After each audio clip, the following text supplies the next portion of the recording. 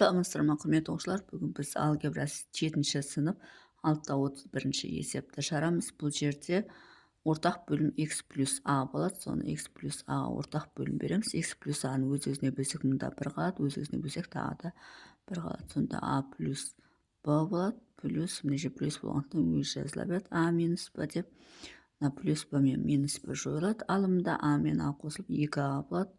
2a болады, плюс x плюс a болады. Сонда бұл бізде бірінші есептің жауабы. Енді екінші есепті шығарамыз. Екінші есеп b плюс 4 бөлінген a минус 2 қосу b плюс 3 бөлінген a минус 2. Енді бұл жерде ортақ бөлім a минус 2 болады. Мына өз-өзіне бөлсек 1 қалады, өз-өзіне бөлсек тағы да 1 қалады. Сонда b плюс 4 плюс b плюс 3 тең b-ға b қосылып бізде 2b болады, 4-ке 3-ті қосып 7 болады, бөлінген a минус 2 болады.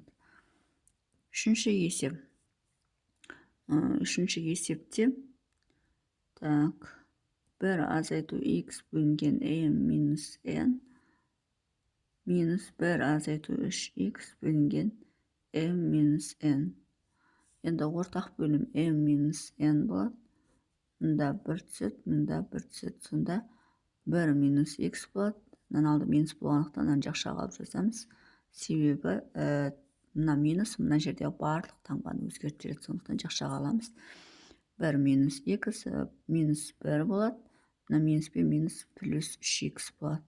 Бөлінген m минус n болады. Тең. Енді осы жерден плюс 1 мен минус 1 жойылады. 3x-тен x алынып, бізде 2x қалады. Бөлінген m минус n болады. Бұл бізде үшінші есептің жауабы. Енді төртінші есепті шығарамыз.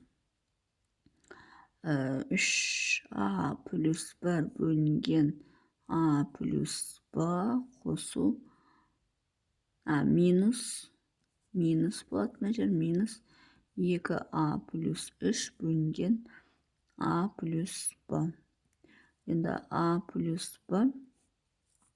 Мұнда 3a плюс 1. Енді мына жерге минус 2a плюс 3-ті жаза саламыз. Себебі мына минус, мына жердегі барлығын әсер етеді. a плюс b. Мына жерге 3a плюс 1 болады. Енді мына минус пен минус, минус 2a болады. Мына минус пен минус 3 болады. Тең. Енді 3a-дан 2a-ны алсақ, a қалады. Минус 3 пен плюс 1-ден минус 2 қалады. Бөлінген a плюс b. Демек, a минус 2 бөлінген a плюс b болады. Төртінші есептің жауабы. Сонымен есептің шығар жолы осындай. Егер есептің шығар жолы түсінікті болса, лайк басып, комментарий жазып, каналыма тіркеліп кетсеңіздер болады.